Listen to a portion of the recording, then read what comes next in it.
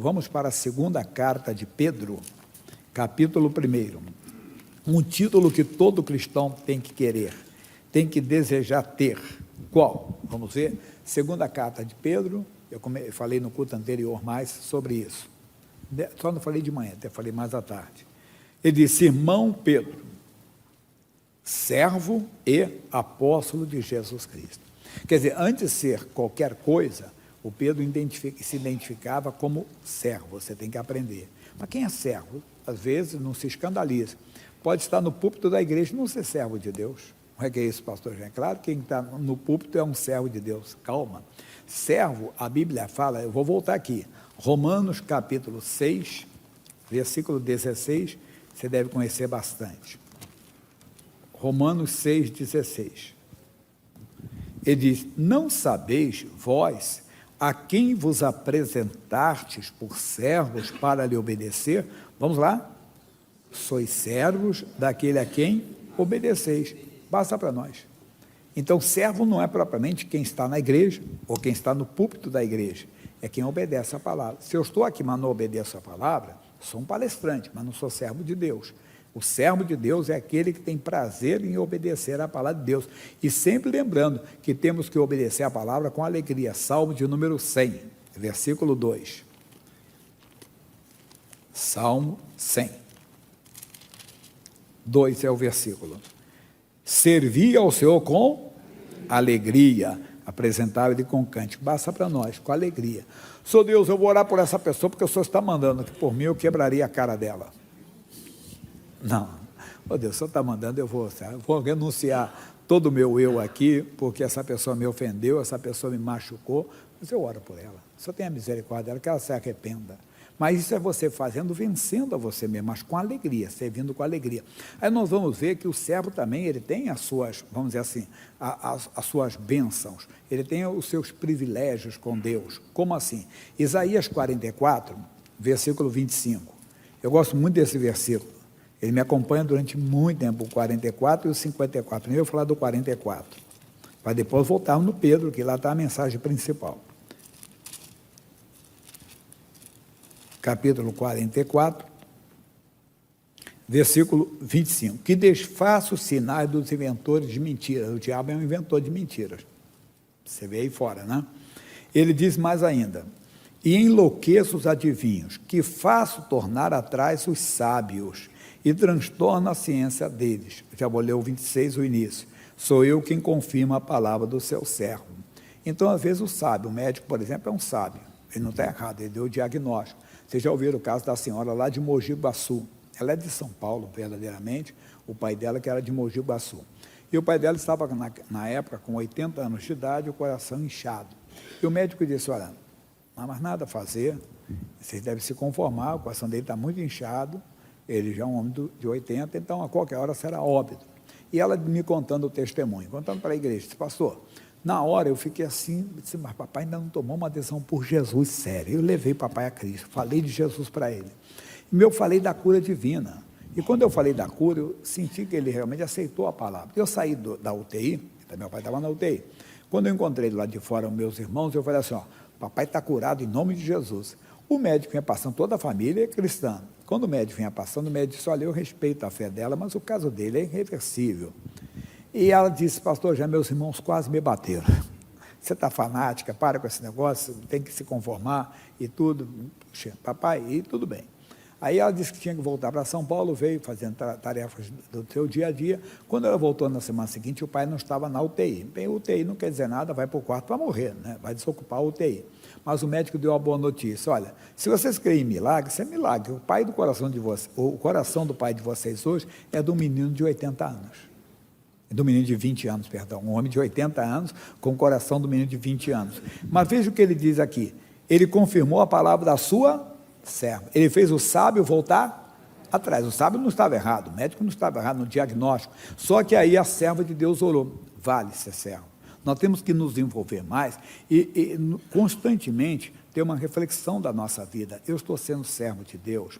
Às vezes, isso não é uma vez por mês na Santa Cena, isso deveria ser diário. Hoje eu agi como servo de Deus, e às vezes nem sempre. E se tem o erro, não esqueça que Ele é misericordioso. Nós não temos que viver com o erro.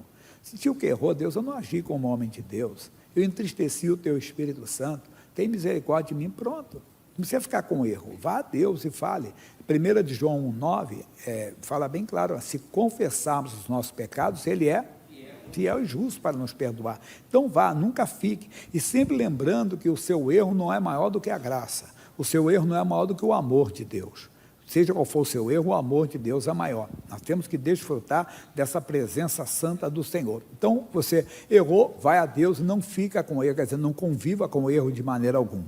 Aí nós vamos passar para o capítulo 54, versículo 17, também bem citado nosso, para chegar à matéria nova de hoje. Ele diz, toda ferramenta preparada contra ti não prosperará. Quer dizer, seja qual for a obra do diabo, ela não vai prosperar. Quando? A Bíblia diz, toda língua que se levantar contra ti, em juízo tu a condenarás. O missionário R.R. Soares diz, toda oração é um julgamento. Então você entra em oração e julga, condena aquela obra do diabo. Mas como um bom juiz, que sempre que dá uma sentença, ele tem que fundamentar a sentença dele, claro, dentro da lei.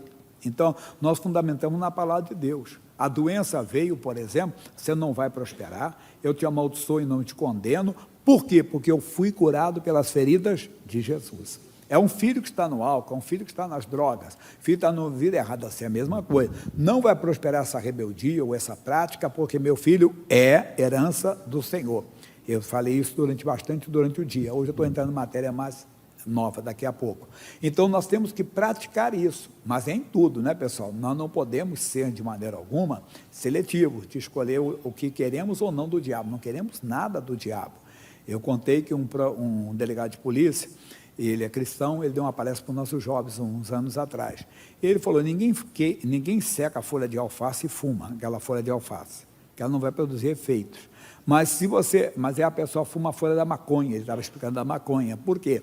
Ela produz uma euforia na mente, né, no cérebro da pessoa, mas logo depois uma depressão, faz um estrago tremendo. Ele estava explicando cientificamente como é que é o estrago, né, das drogas na vida da pessoa. E eu peguei o que ele falou para a analogia do pecado, fazer uma comparação. Quer dizer, o pecado pode...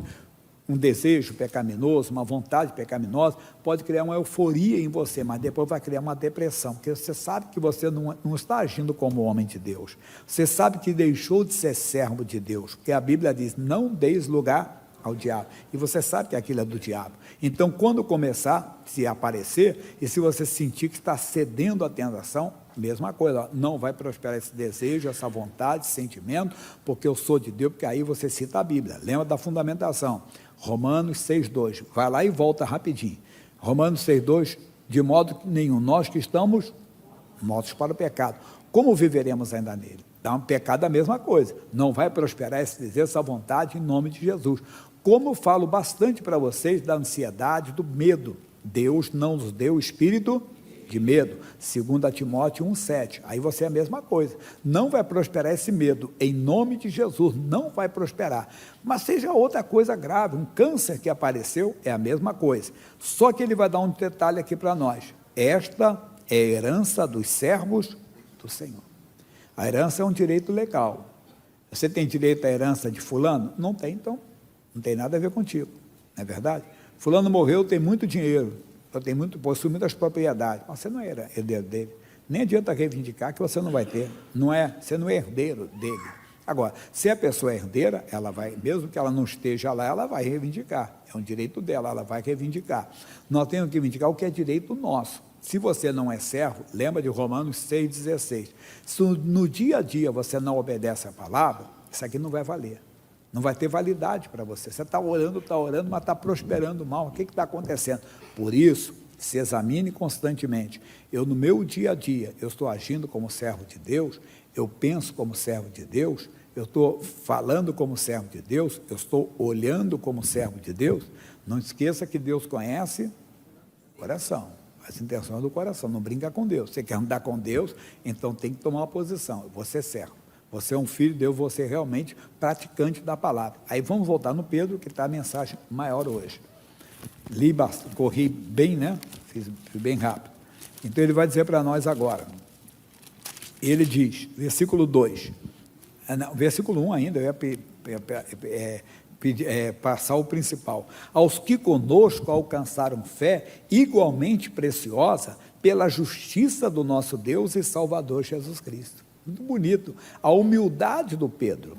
O Pedro poderia, na hora ali, entenda bem, ter falado. Não. Ele mostra porque ele aprendeu com Jesus. Um dia Jesus passou e falou para uma figueira: nunca mais coma alguém fruto de ti. Nunca mais coma alguém fruto de ti. Aí vai escutando que isso é muito importante para você.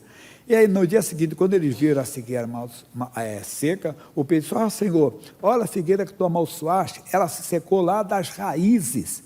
E naquela mesma hora, entenda bem, Jesus poderia dizer: Pedrinho, eu sou Jesus. Não, ele disse claramente, Marcos 11, 22, 23, olha o que ele diz. E Jesus respondendo disse: tende fé em Deus. 23, porque em verdade vos digo que qualquer. Você vê? Se a pessoa tiver fé em Deus, vai falar também. Qualquer. Então, Pedro aprendeu essa humildade. Ele não se gabava da fé que ele tinha. Ele não se gloriava de maneira alguma. A minha fé é uma fé muito alta. Eu tenho uma fé tão... Não. Foi tranquilamente como ele fala para nós aqui. E diz assim, a fé igualmente preciosa pela justiça do nosso Deus e Salvador Jesus Cristo. Graça e paz vos sejam multiplicadas pelo conhecimento de Deus e de Jesus nosso Senhor. Tem que procurar conhecer, se envolver com Deus, querer Deus, buscar realmente a Deus. O conhecimento, no livro do Billy Graham, ele fala qual é o segredo, não foi nele que falam dele, do Billy Graham. Qual era um dos grandes segredos do Billy Graham se destacar no mundo chamado evangélico, né? Porque ele tinha o seu devocional. Ele buscava o conhecimento de Deus. E todo dia ele tinha a leitura bíblica, além da oração, da busca, nós temos que fazer isso, adentrar nas Escrituras, examinar as Escrituras. Aqui você vai ter a paz multiplicada e vai ter a graça. A graça é o quê? É o favor imerecido, mas é todo agir de Deus, as bênçãos de Deus serão multiplicadas na sua vida.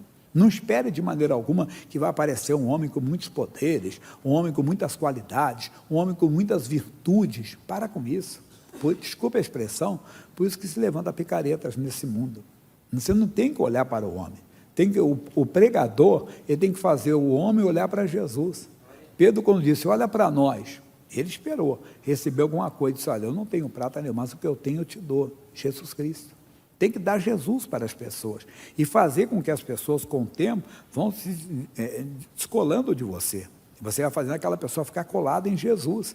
É a pessoa que você vai discipulando, vai aprendendo, vai evangelizando, vai levando, mas você tem que levá-la a Cristo, você tem que levá-la a um conhecimento de Cristo. É muito importante você levar aquela pessoa a ter uma comunhão individual, quer dizer, uma comunhão dela, particular, singular, com Cristo. Não adianta você querer levá-la no colo sempre. Por mais que o mundo está tão perigoso, mas nós temos que ir liberando nossos filhos, não é verdade? Qual é a mamãe e o papai que não sente a primeira vez que leva o filhinho para a escola e deixa, né? Aí tem aquela choradeira, quem não sabe se chora a criança ou se chora o pai ou a mãe, né? Quando deixa a criança na escola a primeira vez, mas você tem, é normal isso, daqui um dia vai ter mais ainda, vai ter mais, ele vai ficar rapazinho, daqui um dia ele chega com uma moça, ou a moça chega com um rapaz, para quem anda apresentar, nós sempre brincamos aqui que é o baterista, coitado do baterista, né? Que ele sempre que é o baterista chega para o pastor, que tem uma filha, no caso, e assim, seu pastor, eu gosto tanto do senhor, eu queria falar com o senhor que eu e a sua filha, rapaz, mas esse dia vai chegar também, né? Eu já passei por essa fase com as meninas, já estão casadas já, mas tem os netos lá, tem o dia que os netos também vão apresentar, mas nós até nos alegramos com isso. Não é verdade? Então, você tem que ver aquela pessoa um dia já crescendo, buscando a Deus, mas tem que incentivá-la. No 3, ele diz mais ainda, no 3, visto como o seu divino poder nos deu tudo o que diz respeito à vida e piedade, olha o conhecimento de novo aí, pelo conhecimento daquele que nos chamou por sua glória e virtude. Já nos deu, não vai nos dar, não, já nos deu, mas nós temos que ter o conhecimento. Temos que buscar o conhecimento, quer dizer, desejar levar cada vez mais a pessoa a conhecer de Cristo, de uma tal maneira que ela vai crescer. É até mensagem, não sai daqui não, que eu vou voltar já, ela vai lá em Oséias capítulo 6, versículo 3, olha só, Oséias 6, 3. Oséias 6:3. Conheçamos e prossigamos em conhecer o Senhor. Como a alva será a sua saída, e ele a nós virá como a chuva seródia que rega a terra. Veja o que ele falou: conheçamos e prossigamos. Quer dizer, nós devemos desejar conhecer o Senhor mais e mais. Nós temos que desejar e conhecer o Senhor, quer dizer, buscar o Senhor, desejar ter mais dele. Nós temos que fazer isso. Voltando para a 2 de Pedro, uma obreira, ajuda a mamãe ali, por favor. Nós temos tantas obreiras. Ajuda a mamãe, que criança é assim mesmo. Dá uma revistinha para ela, pega. Não basta ser obreiro. Já ouviu alguém falar isso? Tem que participar. Mas hoje eu fiquei olhando, já olhei umas 10 vezes, falei 10, já tinha. Estão me vendo aí? Estão enxergando? Fiz umas 10 vezes assim, ó. Criança é assim mesmo, pega uma revistinha, dá para a criança, ela vai, mexe um pouquinho. Está vendo aí o chupetinho, ó? Vou te dar uma revista da Turminha da Graça, tá bom? Você até pode colorir tudo. O preto tem que participar. Você assim, o pastor já está com dor de ouvido? Em fato, ele está fazendo assim, eu olho para lá, eu olhei com umas 50 mil obreiras, né? Fiz assim, ó. E elas não olharam para mim, tem que olhar para o pastor, né? Mas voltando aqui então, versículo 4, diz: pelas quais, que é o forte de hoje, a mensagem nova, pelas quais ele nos tem dado grandíssimas e preciosas promessas. Está tudo aqui, você tem que descobrir, entenda, é um direito seu, está dentro da palavra de Deus, adentrar nas Escrituras, falar na palavra de Deus. E ele diz assim: por quê? Por elas, havendo escapado da corrupção que pela concupiscência há no mundo. Irmão, isso é muito profundo. Você não vai ser melhor do que os outros, não, mas você vai escapar de uma coisa que está no mundo normal. Corrupção, quando falamos corrupção, pensamos logo na política, no dinheiro, não. Corrupção moral, entenda bem. Corrupção ideológica, corrupção espiritual, que as pessoas começam a aceitar, entenda bem, algo que não está na palavra de Deus, algo que está contra a palavra. Por quê? Porque não vai buscar as grandíssimas e preciosas promessas, as declarações de Deus, que no mundo nós teremos aflições, que essas coisas vão acontecer mesmo. De vez em quando você vê pessoa abismada com tantas coisas, mas a Bíblia diz que isso haveria de acontecer, né? Tantas coisas, lembra da época da pandemia? Puxa, nós parece que saímos do inferno, né, para o paraíso, do que há 3 anos atrás, essa hora assim, como é que estava a rua? Vazia, não tinha, eu tinha programa, quantas vezes, fiz culto aqui com a igreja, sem ninguém dentro da igreja, não podia nem entrar, não podia, mas eu tinha que fazer para a televisão, fazia aqui, tinha que fazer com amor, com carinho, e ir embora para casa, eu tinha que pegar uma carta, porque depois, eu lembro que depois das 10 horas da noite não podia, 10 ou 11, não lembro, né, que não podia andar na rua, só quem tivesse necessidade mesmo, então eu tinha que pegar uma carta da emissora, de que eu tinha um programa ao vivo, entenda bem, por isso eu estava andando na rua naquela hora, entenda? Coisa que em outros tempos você nem pensava nisso, mas teria. Nós tínhamos que andar com essa carta aí. Por que você está fazendo na rua? Bem que nunca ninguém me parou depois das 11. Eu saía depois das 11 daqui e nunca ninguém me parava na rua, não. Mas tinha que fazer isso. Mas voltando, então, você tem que adentrar nas Escrituras mais e mais. Aí vamos chegar lá agora. E vós também, pondo nisso mesmo, toda a diligência, todo cuidado, toda atenção, acrescentais à vossa fé a virtude, e a virtude a ciência, e a ciência a temperança, e a temperança a paciência, e a paciência a piedade, e a piedade a fraternidade, e a fraternidade o amor. Se a Bíblia diz que um abismo chama o outro, aqui uma virtude chama a outra. Porque você vai acrescentando, você vai crescendo cada vez mais, as pessoas vão notando isso em você, uma pessoa cuidadosa, uma pessoa virtuosa, uma pessoa de conhecimento, que você tem conhecimento bíblico, conhecimento da história de Cristo, conhecimento da vida cristã, mas ao mesmo tempo uma pessoa com domínio próprio, uma pessoa mansa, que é importante isso, pessoa paciente, pessoa piedosa. A piedade é o apego às coisas de Deus, quer dizer, o cuidado com o próximo não é por causa, principalmente por causa de Deus, que Deus mandou você fazer isso, cuidar daquela pessoa, amar aquela pessoa, tudo vai à fraternidade e o amor, que é o maior de todos, e tudo isso vai aparecer na sua vida, quando? Quando a igreja pagar o bom preço, não dinheiro, mas primeiro, eu vou ser servo, custe o que custar, eu vou ser servo de Deus, eu vou tomar essa posição, eu vou assumir esse título que Deus está me dando. Então, servo, quem é servo? Obedecer. Eu vou ver, eu vou me examinar onde eu não estou obedecendo. Jesus tem misericórdia, eu vou obedecer. Hoje eu propus ao meu coração obedecer a tua palavra, ter um coração obediente. Quando Davi pediu perdão para Deus, você já leu isso no Salmo 51? Ele falou uma coisa bonita ali, são versículos 11, 12 e 13. Olha comigo, olha o que ele diz. Não me lances fora da tua presença e não retires de mim o teu Espírito Santo. Durante anos eu falo a diferença de Davi para Saul. Saul não queria perder, olha para mim, a coroa. Davi não queria perder o Espírito Santo. Olha a diferença. Às vezes a pessoa não quer perder algo, e por isso ela mente, por isso ela esconde, por isso ela não confessa, por isso ela não se abre nem com Deus, porque ela sabe que Deus conhece tudo. Mas eu quero ler um pouquinho o 12, e ele diz assim, torna a dar-me a alegria da tua salvação. Isso é muito profundo. A alegria da salvação tem que estar presente. É aquela batalha que a pessoa enfrenta, guerras, batalhas, adversidades grandes mesmo, que a pessoa passa, mas ela não perde aquela alegria, ela tem uma convicção da vida eterna, né? Na convicção, até o momento que ela vê que não tem nem mais jeito para aquilo, Senhor, me leva, pode ficar tranquilo, Senhor, glória a Deus, aleluia, eu estou nas tuas mãos. Mas vi o que eu queria falar, e sustém-me com um espírito voluntário. Você já pensou, já estudou sobre essa palavra? Entendeu? O que quer dizer espírito voluntário? Disposto a obedecer.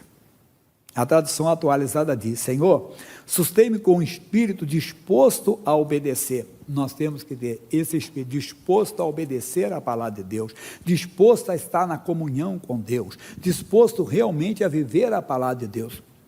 Mas é uma coisa que nasce em você, como é na oração, na busca, no envolvimento com Deus, querendo Deus, buscando Deus, desejando Deus, vai ter isso. E as pessoas vão ver em você um servo. Um servo que é cheio, vamos lá, repetindo aqui, que você vai ter, cuidadoso, virtuoso, de conhecimento, com domínio próprio, entenda bem, paciente, olha que bonito, piedoso, cheio de caridade mesmo, né? E é mais do que isso, olha o que diz para nós aqui, cheio de amor, do amor de Deus, é isso que o mundo tem que ver.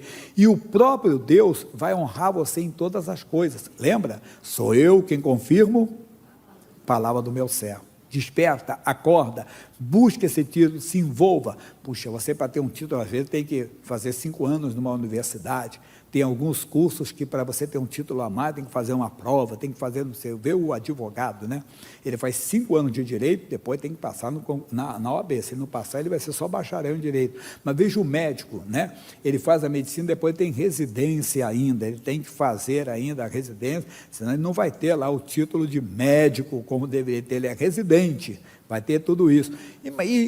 E filho de Deus, sou filho sim de Deus, você é filho, mas você é servo, por quê? Porque o servo tem esses privilégios, e o servo vai receber o maior de tudo, naquele dia, vinde, servo bom e fiel, entrai na alegria, no gol do seu Senhor, é o que nós mais queremos, é o grande dia, porque aqui é transitório, e lá vai ser eterno. Essa é a mensagem para hoje. Vamos voltar lá, onde nós começamos, Simão, Pedro, só essa parte aqui, Simão, Pedro, servo e apóstolo, ou busque, lute para ter esse título, e esse título é mais do que nunca reconhecido pelo próprio Deus, não é dia dos homens não, aí você quer, olha o servo de Deus, eu sou muito dentro, olha o servo de Deus, será que é? Até brinca, a pessoa está lá, o instinto está lá, o corpo, e assim, eis aqui o corpo do servo de Deus, será? Servo é quem obedece a palavra. Declaro que Deus é misericordioso e Deus espera a pessoa até o final. Ele pode ter errado muito, mas no final, se ele pede a misericórdia de Deus, ele tem. Eu fiquei olhando como Deus é misericordioso. Quando eu falei para vocês que eu estava lendo esses dias, que o último sentido que a pessoa perde quando está assim, moribundo, indo embora, é a audição. Eu falei, como Deus é misericordioso. Ele espera até o último fôlego, ao último fôlego, porque a fé vem por ouvir e ouvir pela palavra. E quantas pessoas numa UTI ouviram a palavra de Deus, quantas pessoas morrendo ouviram a palavra de Deus e foram salvas. Por isso temos que pregar em tempo e fora de tempo.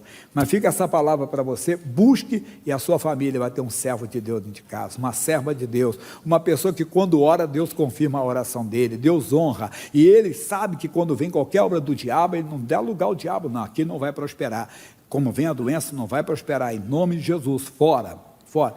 E também, se ele sente que não sente, vá ao médico, não é errado não, por favor, sempre falamos sobre isso. Fé é uma coisa, Jesus foi claro, os doentes precisam de médico. Está doente, está precisando do médico, não é errado. O bom é você fazer antes, né? Orar e não deixar chegar. A mesma coisa é para a santidade, a mesma coisa para os sentimentos.